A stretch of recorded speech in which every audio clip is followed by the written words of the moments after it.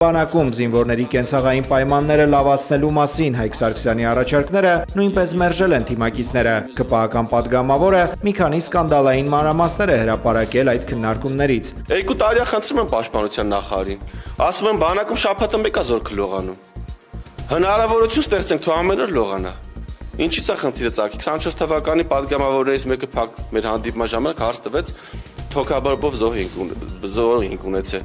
Մահվան դեպք ենք ունեցել բանակում, որ սառաջերով հավանաբար լողացել է։ Դե ասես մենակ մեր բանակում չի, որ շաբաթը մեկը բազմաթիվ բանակներում տենց է։ Ուսումնասիրեմ տասնյակ բանակների փորձը։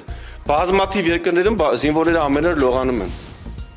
Հայաստանում աֆրիկական մի քանի երկրներում ու տենց թերի զարգացած երկրներում որ շաբաթը մեկ են լողանում։ Ասել եմ լրացուցիչ սաղ չի, սա առաջարկեմ, ասել եմ խնդրում եմ, ստեղծենք հնարավորություն մեզ զորքը ամեն օր լողանա։ Դե 2 տարի անցել է նույն վիճակն է։ Հա հիմա ունենք որոշ տեղեր, նոր կառուցված տեղեր, բայց փոքր տոկոսակազմով որ զորքը կարող է ամեն օր լողանա, բայց մեծամասամբ մեր տղեկը շաբաթը մեկ են լողանում։ Դե թող պաշտպանության նախարարության ղեկավար կազմը շաբաթը մեկ լողանա։ Դե թող ուրեմն միջև այդ խնդիրը չլուծեն, իրանք շաբաթը մի անգամ լողանան։ Տենամ կարան։ Հայկ Սարգսյանը չի կարծում, թե իր հայտարարություններով դուրս է գալիս թիմակիցների, այդ թվում Նիկոլ Փաշինյանի դեմ, ու մանդատից զրկվելու, քրեական հետապնդման ենթարկվելու մտավախություններ չունի։ Չի կարող հարուցվի, այսինքն պետք է լինի հնարովի գործ։